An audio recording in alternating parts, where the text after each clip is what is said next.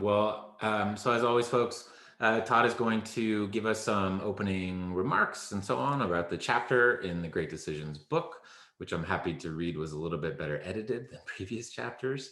And then we'll have a conversation. So get your questions ready. You can type them into the chat box. We don't have a Q&A box in this meeting format. If you would like to speak and or show yourself, boy, I would love for you to do that.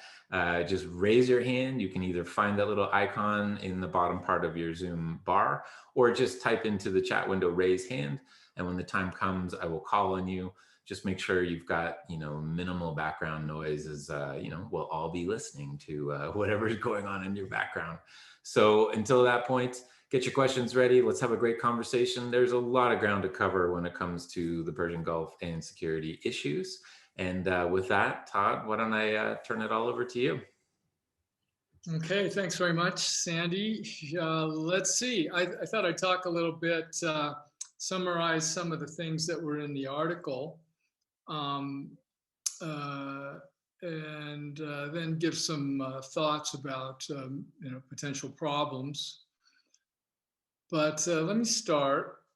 I'm going to assume that everybody has read the article, or at least had a look at it, because I'm not going to go over and try to summarize all of the issues, or sort of talk about a map of the region. The first comment that I want to make is have some problems with the analysis that's presented. And the first problem is a general one. The series is called Great Decisions, but none of the authors in any of these articles, for some reason, seems to pick up on that theme. What are the great decisions that have been made historically or are present now on the table? It's sort of, they follow this format with giving you a historical review, or make policy recommendations and that sort of thing. But I always think that it's kind of an opportunity lost not to use decisions as a focus. So I'll get into that when I talk about sort of U.S. history in the region.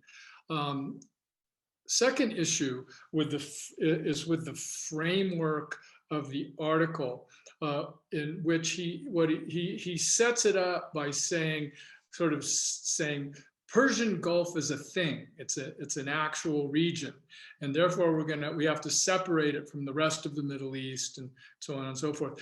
I think that it's true. Persian Gulf is a thing. But it's a little bit limiting in the sense of sort of saying, this is the box we're talking about, and then throwing in other issues as they come up.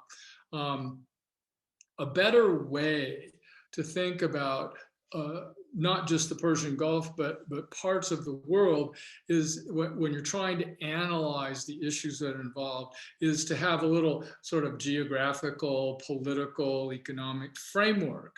And for me, it's sort of levels of analysis. Begins with global. So what are the global issues involved? Who are the global participants in whatever you're talking about? What's the regional, and in this case, the sub-regional set of countries and issues involved?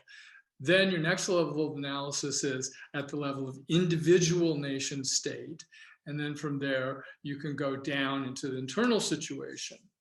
And of course, there'll always be complicating factors. For example, in the Middle East, you have religion, which cross-cuts everything, and then you can throw that into your analysis. But that's something to keep in mind, I think, as we go through this. What level and who are we talking about here? A couple of other issues.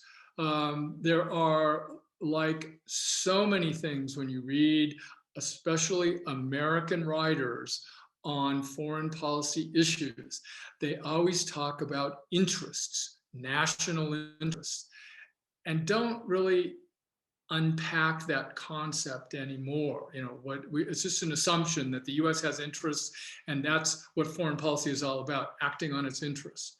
Well, I think that that when you do that, the term national interest is something of a bumper sticker to really understand what motivates regimes, governments, nation states, individuals, is always more complicated than a simple label like that.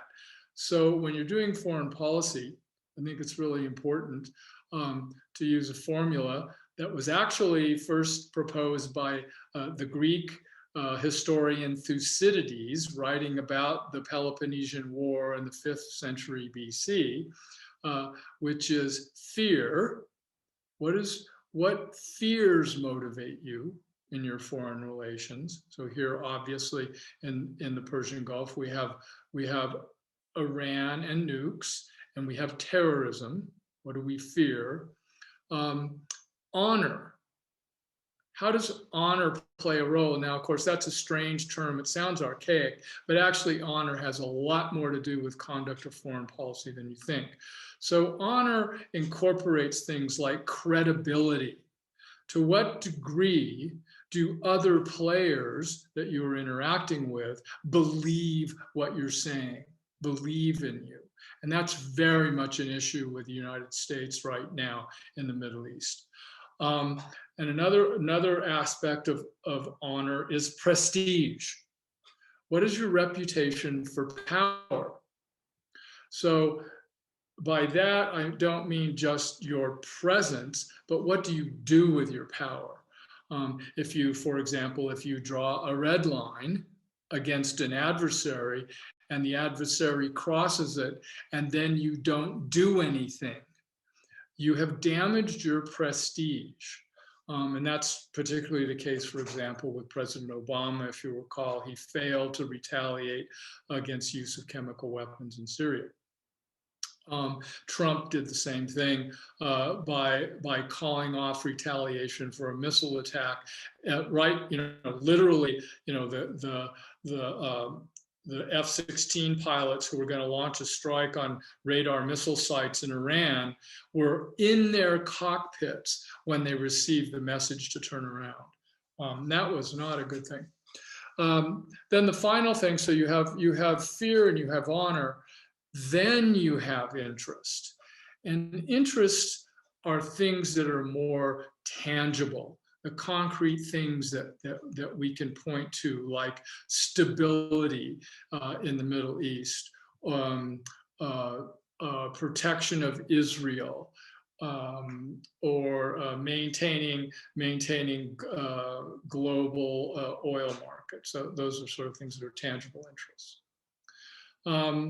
Also, I don't know if you noticed when you're reading the article, he was talking about offshore balancing as a policy option for US military forces, talked about returning to offshore balancing. That's a sort of slippery term, especially if you don't define it. And he didn't really quite explain what he meant by offshore balancing. And I just want to point that out because the original thinking of offshore balancing, which is out there. There are many sort of foreign policy security theorists who talk about this as a great option for the US, where you just pull out of an area, you basically withdraw, but you keep forces over the horizon. So you can go in and take action as you want and then pull out. Just to tell you where I'm coming from, I think that's an extremely bad idea, especially in a place like the Middle East, which I can explain more. So that term is misused. And finally, this idea of endless wars, everybody's talking about endless wars. And it's sort of like, oh yeah, endless wars, right? And you don't really think about that further. Well, the problem with the idea of endless wars is that it's a strategic fallacy. There really is no such thing as an endless war. All wars end, and what's really matters about it is the way that they end. So the fact that you're in a long war is not what's important. It means it hasn't ended. So what's important about it is how is it going to end? That's what we're really talking about. Okay, so that's some issues I have with the way the problems of Persian Gulf security are presented. But let me turn to sort of some preliminary thoughts to frame the issue of Persian Gulf security that are grounded in history. The first is that it is called the Persian Gulf for a reason. Millennia before there was an Iran or any other nation state in the area, Persia was an empire. And Persia's behavior as an empire was, as empires tend to be, to extend its power as far as it was able. It would then tend to overextend itself. There have been 3-4 cycles of this in the past 1,000 years. Extend its power as far as it could, then overextend itself and collapse or contract. And that was certainly the experience of the Shah of Iran when he fell in 1979. It was because he had extended his personal power within Iran itself, and then faced a sudden eruption of opposing forces. Another feature to take into account of Iran is it is geographically and demographically the dominant country in the region. Concrete fact. And that is in contrast to the Arab states, which even with Saudi Arabia are smaller in size, much smaller in population, and of equal or even greater importance. They haven't existed. None of these have been nation states for a very long time. Second issue that I think is important to keep in mind thinking about the Persian Gulf is that there are two major divides in the countries in the region. And one is a language. So you have Farsi-speaking Iranian, Iran, and the rest of the country's Arabic-speaking. And the other, of course, is religious. The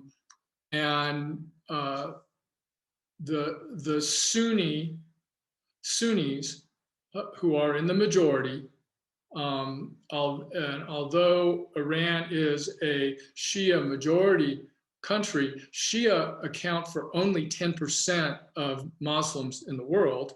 From the Sunni perspective, as just sort of a general statement, Shia are not considered real Muslims. And the Sunni-Shia divide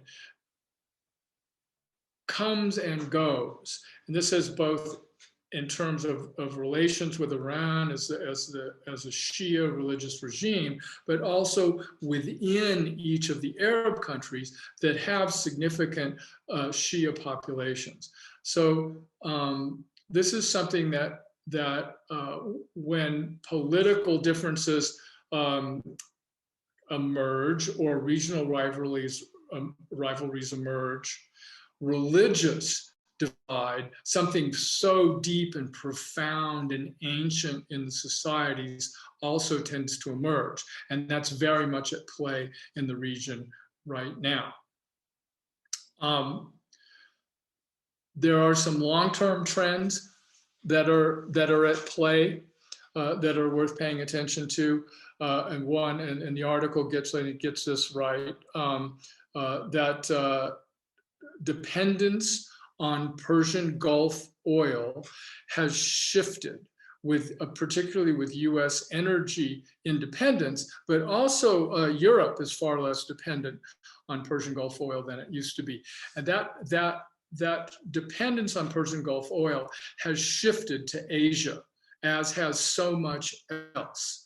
And so that's a critical extra regional factor that's at play in the Persian Gulf today. the fact that China depends for the Persian Gulf for about 20% of its oil is extremely significant, both in terms of China's relations with the Persian Gulf states, including its assistance in helping Iran subvert the sanctions. But it's also critical because China's greatest strategic vulnerability is its need for foreign oil. The other, even more important than that, is the fact that fossil fuels are on their way down. We know this, but we really don't think concretely about the impact because it's not happening immediately. It's one of these things that's unfolding over time. But that's happening now, both because of the inevitable evolution and transfer to renewables as a result of climate change and action happening there, because other producers are increasing. That includes the United States and Russia predominantly, but also because demand for oil is going to be declining from China as its population declines. That's a generational issue. Working in the opposite, very much in the opposite direction, are the demographics of the Arab world, which have growing populations, which right now, on the order of 50, getting upward toward 50% of those populations are under 25. So a solid 25% getting upward in most of the countries, getting upward in some of the faster growing countries to 25%, to 50%. So this young population has begun to present major political issues that none of the regimes in the region are in anywhere prepared to deal with effectively.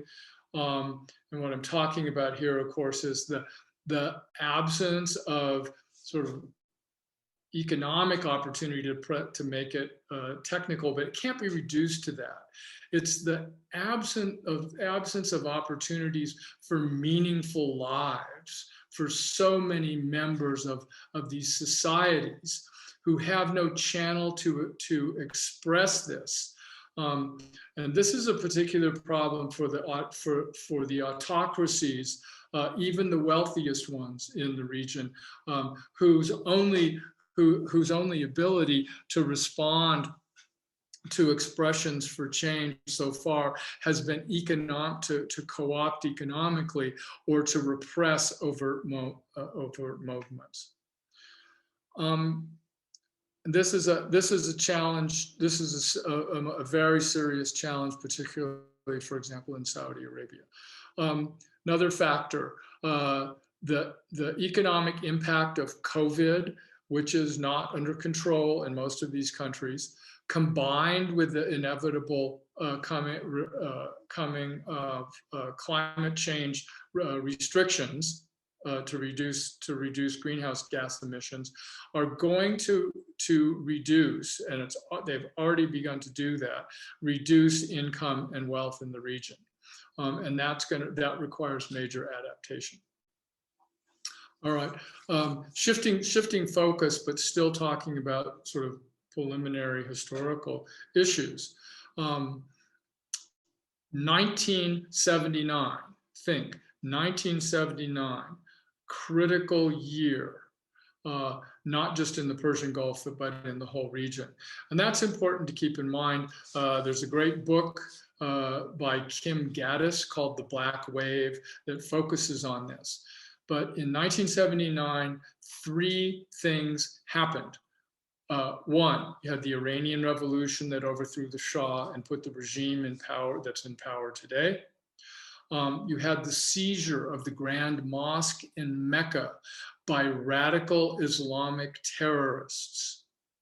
And that provoked a major shock to the Saudi Arabian regime, but throughout the region. And then you had the Soviet invasion of Afghanistan. And I could be happy to talk about this in more detail, the way these three things have intersected. But those were fundamental shocks to the region that put us on the road to 9/11, but also had major impacts that are still felt in the Persian Gulf today, of course. Finally, a few quick points about the US military legacy in the Persian Gulf, which is extremely important to keep in mind. The reason I say it's extremely important is because as Americans, we tend to think about the situation today and going forward. And if we, to the extent we think about history, it's something in the past. It's not something that we're necessarily thinking deeply about, that the issues that we're working forward to solve are rooted in. So just to make it a little more concrete, of course, the deal with the House of Saud, in which the United States provides protection for the Saudi regime in exchange for stable oil supplies, was struck on a US naval vessel in the Red Sea in 1944 between President Roosevelt, Franklin Roosevelt, and King Abdulaziz Saud. So that is the sort of the founding root event of our current policy and our current commitment in the Middle East. In the Cold War, for much of the Cold War, the Shah of Iran was our bulwark against our sole preoccupation, which was excluding the Soviets from that part of the world, or allowing the Soviets to in any way threaten Gulf oil supplies. When the Shah fell, it was an earthquake that turned that security relationship between the United States and the Shah, relying on Iran, upside down. Now, fortunately, I mean, I hate to say that there was a silver lining to the Iranian Revolution, but the theocratic regime was in no way sympathetic to the Soviets either. So there was not a Soviet threat directly from the northern flank. But the important implication was President Jimmy Carter, you remember, was greatly preoccupied with hostage taking, but actually took a much more fundamental and lasting decision, which was declaration of the Carter Doctrine that was orchestrated by his national security advisors, Zbigniew Brzezinski. The Carter Doctrine basically said that the United States is willing to use military force to maintain stability in the Persian Gulf and prevent outside powers from interfering with oil supplies. And it was that military commitment that led to the permanent stationing of US and Air Force naval US and Air Force naval forces in the Gulf. And what we have there today is a legacy of that, a legacy of the 1980 Carter Doctrine. And then just sort of zipping up forward, we had the 1991 Gulf War, which kicked Saddam Hussein out of Kuwait very successfully, demonstrated US capability of exercising military power, not just in the Middle East, but worldwide. It was, remember, it was a vindication of the failure in Vietnam. But that war was not terminated well. It did not end well. And that was largely as a result of US handling. That was the predicate for the US invasion in 2003. And I'll be happy to talk more about that. But of course, the US invasion led to strategic failure and shattering the region. something that we have been attempting to compensate for ever since. 9/11, of course, which also has its roots in the Persian Gulf and these other events I was talking about, led to our obsession with counterterrorism, sort of a single-minded focus on what mattered in the region, a distortion that we're only now recovering from. You had Barack Obama's indecisiveness and his real problems with U.S. commitments in the Middle East, wanting to get out but not being able to pull out. And just to summarize the consequences of that, I think that the most important thing is it allowed Russia back into the Middle East for the first time since 1973, when they had been kicked out of Egypt by Anwar Sadat in coordination with Henry Kissinger. So we're talking really, really, really long time ago, but a major consequence is Russia's re-entrance into the region. And then finally, of course, we had 4 years of Trump's chaos and confusion and his one-sided support for Israel, and which thoroughly as a result has over-militarized U.S. policy to the expense of diplomacy, and of course a maximalist obsession with Iran, which rather than achieving its goal of containing and deterring Iran has made matters worse. All right, so I'm going to run through a few more minutes here, a sort of a schema that I hope will spark some questions. A lot of these are covered in the article, but let me just pop them out here, having to do with the implications of the policy implications of what I just was just talking about, and then the policy goals of the United States. So first implication, U.S. interest, fear and honor included, in the Middle East remain vital, but at a lesser degree of importance than they have in the past. The intent, the purpose of the US military commitment to the Persian Gulf is to be a source of stability.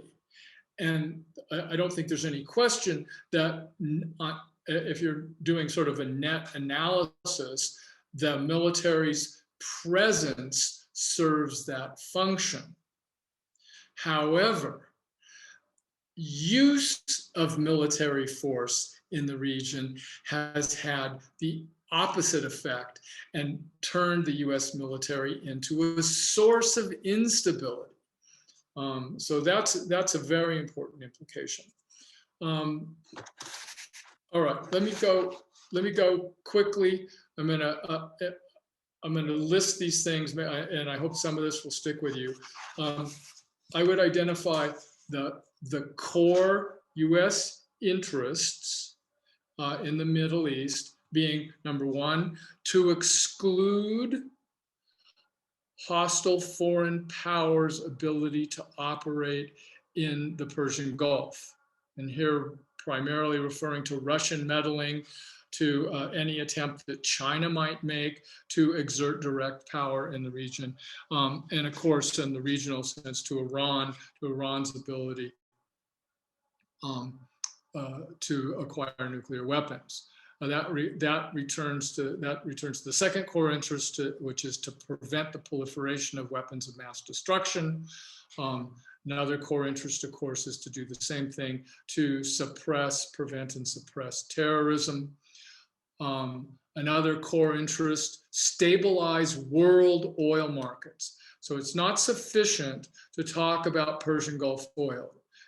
Oil is fungible. In other words, it doesn't matter where it comes from once it gets into the tank of your car.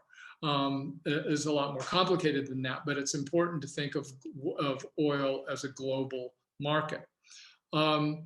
another core interest to ensure the security of Israel and to promote and enhance its legitimacy as a nation state, its international legitimacy as a nation state. So those would be core interests that make the Persian Gulf a region still of vital interest, vital national security and foreign policy interest, but at a lesser degree than before. So let's take a look. Let's see how much time we have. Okay, so let's take a look at Biden, at the Biden administration and how they're doing. Well, like everything else, this is a unified, focused, experienced, highly professional team of people. And the Biden bench on the Middle East is very deep. What they're clearly doing is on sort of hitting the global theme of America is back, restoring American leadership after the destructive 4 years under Trump. They're doing it primarily by putting diplomacy first, and that's very important. Diplomacy first, but backed by military power. So let me just go through a little checklist here of what they've been doing. Very strong messages to both MBS in Saudi Arabia and Netanyahu in Israel that the United States is not giving them a blank check anymore. In repudiating most of Trump's legacy, at the same time, the Biden administration is keeping, it's not repudiating the Abraham Accords, the accords that by which Israel is normalizing relations with the Islamic world, including the Gulf states, specifically UAE and Bahrain, but de facto Saudi Arabia. And to demonstrate how effective, how quickly it's showing results, the Biden administration has run 3 air power presence missions by sending B-52s all the way from the US into the Persian Gulf as a deterrent to Iran. And the last one it did, it was escorted by Israeli, Saudi, and Qatari Air Force fighter aircraft. So what that demonstrates is a consolidating balance of power offset to Iran. And by balance of power, we mean bringing together allied forces to counter an adversary.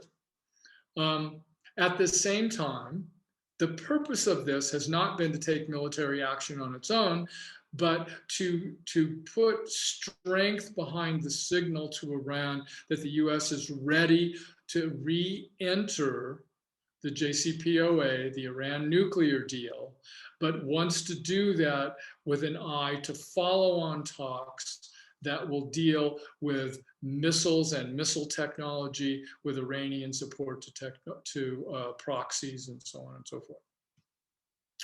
It's also done that, the Biden administration has also done that by going first to the UN Security Council, to the Permanent Five, plus Germany, who were the original participants in the Iran nuclear accords.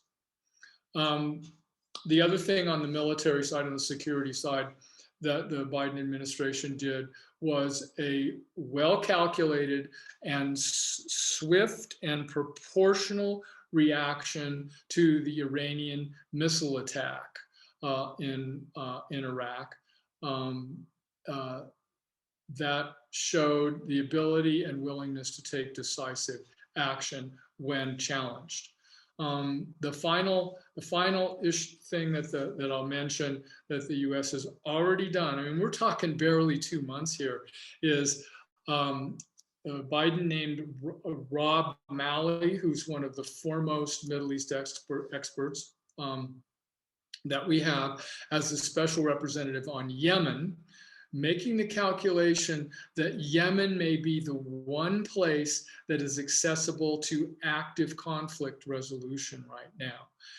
And this is in the context, I think, of something very important, which is taking an appetite suppressant, not declaring any wildly ambitious aims, but moving step by step. So Mali has just had his first meeting with the Houthis, the Shia opposition forces that have had the upper hand in Yemen, with the intention of getting a regional security dialogue started, paired with cutting military assistance to the Saudis. So a very balanced approach. Okay, let me stop there. There's a lot more we can talk about. An hour or so is not going to do it.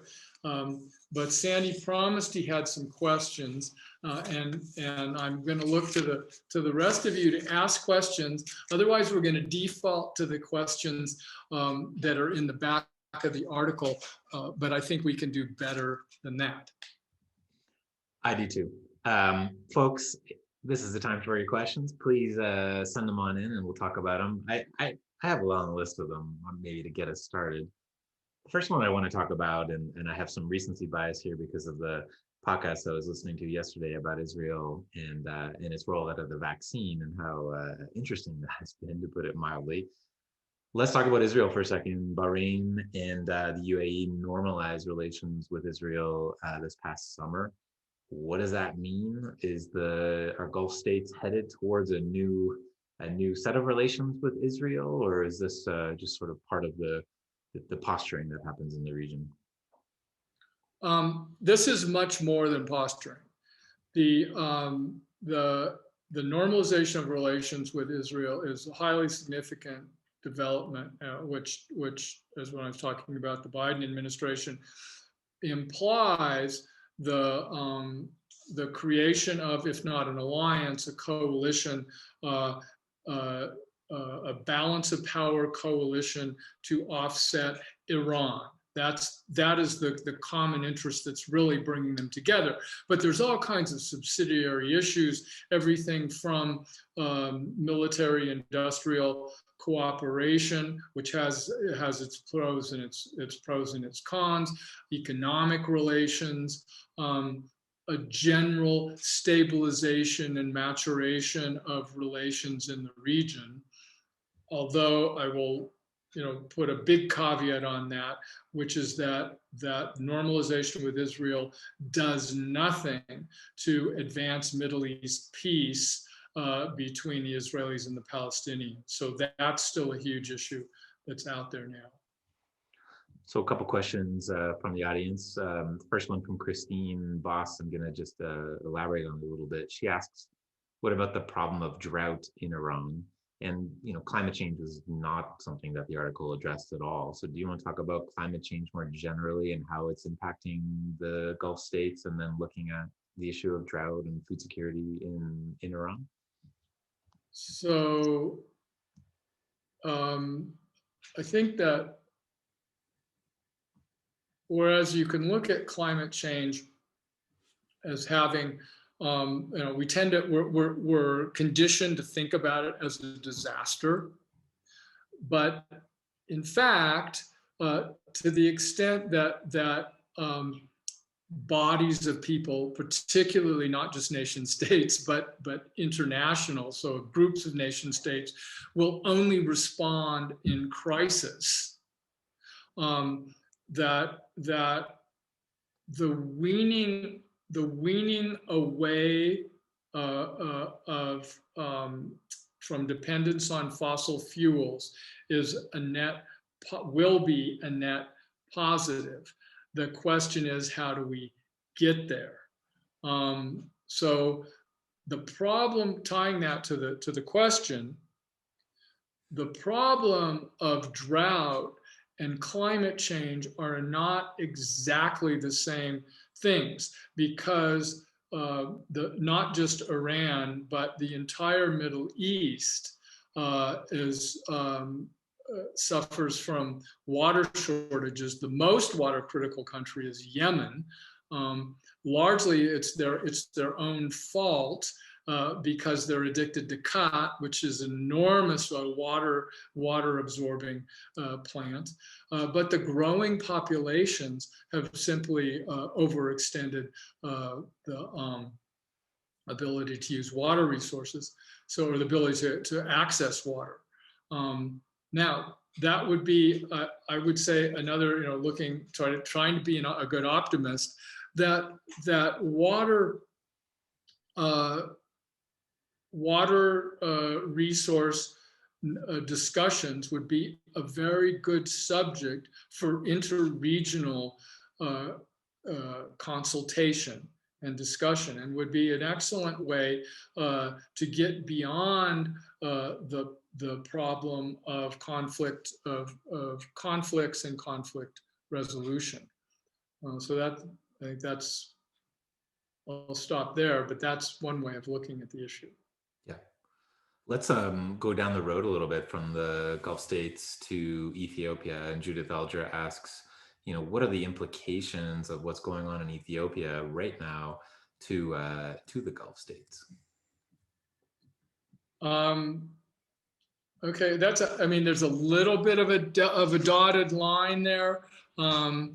For example, Saudi Arabia and the UAE were relying on Ethiopian and Sudanese mercenaries to do most of the fighting in Yemen. So you've got that issue going on. Sort of jumping across the Red Sea. I think it's important to think about the Horn of Africa again, as a semi-separate region in which security complications there don't necessarily directly affect the center of gravity to the extent, for example, that Iran is not involved. So I wouldn't want to overstate that. You've also got the problem that Ethiopia is its own place. It's a big player in Africa, but it's very much its own nation, and the fact that it's kind of gone upside down on the security side from having received Nobel Peace Prize one year to being involved in an intense civil war on the other is a problem in and of itself. One other quick point on that: Ethiopia is the headquarters for and a leader in the African Union. In some ways has been posed as a model for the kind of security organization that's needed in the Persian Gulf. But maybe here's a signal that that's not such a good idea. Well, let's flip a little bit to one of the region's great characters, and I don't say that flippantly, MBS, and a couple questions about MBS. First of all, one of the great initial challenges of the Biden presidency was what to do with the report on the Khashoggi murder and whether to or how to censure MBS as a consequence. Obviously, the Biden team decided not to formally sanction MBS. Did he make a mistake on doing that, in your opinion, Todd? And then maybe more broadly, how does U.S. policy continue to evolve towards MBS and towards Saudi Arabia more generally? Yeah, that's a big issue, and I do not claim to have any predictive wisdom on this. In other words, to me right now, no, it doesn't look like a mistake. This is the perennial problem of putting human rights as a part of foreign policy, and I'm not suggesting that it shouldn't be. It's extremely important, and the way that the Biden administration is grappling with human rights and has made it a core part of American foreign policy, to me, is an absolute absolutely evolutionary, leaving aside all the idiocy of the Trump administration. It's evolving beyond what Jimmy Carter started in the 1970s. So the challenges of having human rights be in your part of your policy are always present as well. And it's a question of how do you handle those challenges and contradictions. And here I'd have to say, I think, and this is really the president who did it, he's the one who made the phone call, who decided we're going to talk to King Salman. Whether or not he's grasping what's being said to him, everybody else will be. And this was significant. This puts MBS on notice. He is not free to pick up the phone and call the White House. The Biden administration is not going to have a special representative sitting near the Oval Office who will run off to Riyadh anytime that MBS wants to talk. And I think it's a very important warning to him not to sort of restrain his appetite and his tendency to take incredibly rash action. Well, staying with Saudi Arabia for a second and talking about oil more specifically, given that General Motors, for example, has said that it will produce, carbon neutral cars in its entire fleet by 2035, given, the US's ability to produce its own oil, if this shift towards renewable energy is indeed a profound and lasting one, how much does that change the Middle East? How incredibly dependent are they on oil revenue? And I know MBS had great plans to diversify the economy with his Vision 2030, but coronavirus, changing oil consumption patterns, what does this mean for the medium and long-term outlook for Middle Eastern economies? I don't think it's hard to answer that because there is not going to be a precipitous collapse, although prices are depressed right now because of COVID. And that merely, again, it's like climate change itself. It's forcing regimes to come to grips with it. Saudi Arabia, the MBS is to be credited with his 2030 vision. That's what he's stated as his goals are all the right things. The problem is the way he's gone about it politically is so awful and counterproductive. I'd like to make another point about that, though. Iran has been under sanctions that have cut its oil ability to sell its oil on the order of 80%. Yet Iran has survived and adapted, and certainly not in ways that we like. But I think that implication also applies when you're thinking about how is this going to play out in the other countries. And of course, our hope would be that their adaptations would be successful, enlightening, and provide better lives for their citizens. But that's by no means guaranteed. One of the quotes that I enjoyed in the chapter quite a bit was sort of building on these comments. If the U.S. reliance upon oil exports in the Middle East continues to decline and our interests are not as clear cut there as they once were, is it, quote, not worth it anymore for the United States to have a large presence in the region? Yeah, I think that even though Martin Indyk, who's one of the most experienced people out there on this, has taken that line, I think it's something of a red herring. If the U.S. wants to remain a global leader and a great power, it needs to have a position and a commitment to the Middle East. And I went through in my introductory stuff, I went through all the reasons why, and there's multiple ones of them. So I don't think anything good whatsoever would come from a US withdrawal from the Middle East. Now, that is not to say that right-sizing the US military presence and placing reversing the order of diplomacy with military power backing it up, rather than military power driving US policy and diplomacy sort of catching along behind to support it. That is absolutely on the agenda. Question here from David King. How do we counter the accusations that our efforts in the region are simply another example of great power meddling? Well, first of all, yeah, great power meddling is a good term, but you have to get down to what that means. So yeah, I think there's some huge do nots out there when it comes to not just to the Middle East, but to other parts of the world.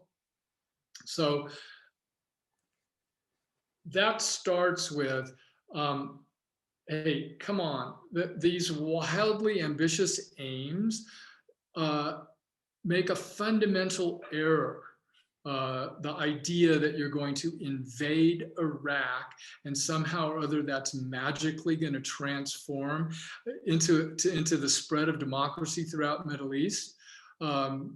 I thought it was crazy at the time, and it, looking back, it's even more crazy when you look at the consequences that were much, much worse than we imagined. So, lesson: intervening internally in Middle Eastern countries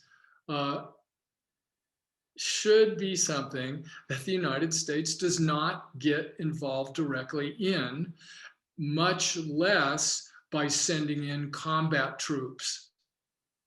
Huge mistake. At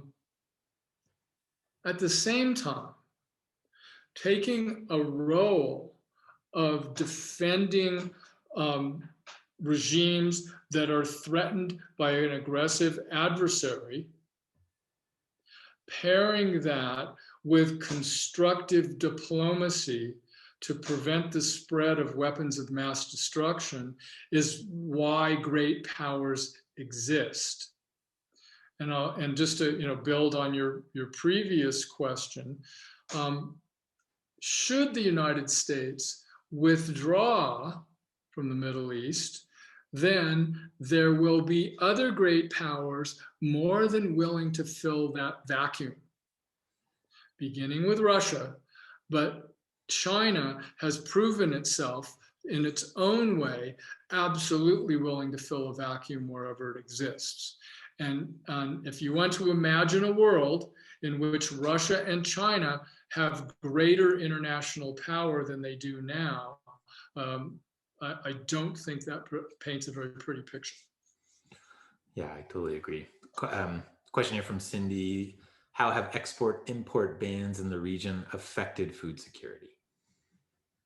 So I assume you're talking about sanctions. Yeah, that's the sanctions dilemma. The United States has become particularly adept over the past couple of decades in using sanctions, targeted sanctions, and one of the intention of targeted sanctions, in other words, ones that go after specific sectors of the economy or individuals, is intended to address this problem of these blanket sanctions that tend to damage the most vulnerable people in society. I do not think that humanitarian assistance is a good offset. It's a Band-Aid, and it's very extremely difficult to create bridges from provision of humanitarian assistance to development assistance in the absence of larger political solutions. And that's really where the focus of the energy should be. Not, in other words, not in trying to deal with food security and other problems created by sanctions, but in making serious efforts to resolve the underlying conflicts and problems that create those situations. Mhm. A couple more questions here, and then we'll wrap up. I know you talked about the JCPOA earlier in your talk, but Chuck Boxwell asks, what are the realistic prospects for rescuing the Iran nuclear deal or a new agreement including the United States and Iran? I think the prospects are good, given on multiple levels. One is that you have a good international alignment. It did not take a lot of effort to get the P5+1 to re-endorse, especially the Europeans. Now, I wouldn't discount some sort of Russian meddling or anything, but given the fact that they're being given the lead in Afghanistan right now to host talks with the Taliban, there could be a very interesting spillover effect there. The one caveat to all of this, of course, is the upcoming Iranian elections next month, and a victory, whether rigged or not, by an extreme hardliner who is going to enhance the power and influence of the Republican guards, would be cast a pretty dark shadow on that. But even then, I would not discount the possibility of forward progress, because Iran really needs to get some relief here, and this is their one path to it. Another question about climate change. Dubai. How do you know how Dubai is dealing with the potential of sea level rise and what might happen to it? Oh, that's an interesting question. No, I don't actually. Although I'm sure they have enough money, and maybe even a plan, they can just build shopping malls on top of the existing shopping malls and bridges between them and go from there. I wouldn't be surprised if they didn't come up with something like that. Neither would I. And maybe the last question I'll ask it, and this is from Herb Thomas, and he says, although Syria is not a Gulf state, its civil war, disintegration, human rights crisis is one of the world's great problems. Can U.S. policy towards Saudi Arabia and the Gulf states help alleviate what's going on in Syria today? Yeah, thanks for that question, Herb. I think that's one of the more whereas I would say U.S. interest and action, starting with the new Biden administration, are very clearly played out. There's a deliberate process. The military posture review that's underway, I think, we're going to see some significant realignment of forces in the region. Sitting here in Jordan, I was up on the Syrian, close to the Syrian border a couple of weeks ago. My wife, who is the Swiss humanitarian representative for the Middle East, is in Syria right now. Weighs very heavily on the region. I think there is a lot of motive to put the Syrian war to an end. It's just very difficult to see how that is going to coalesce into unified action, because basically what we're talking about is, even if there were to be a transition arrangement, Bashar al-Assad is going to remain in power, and the Russians are going to remain important players in Syria, whatever the outcome is.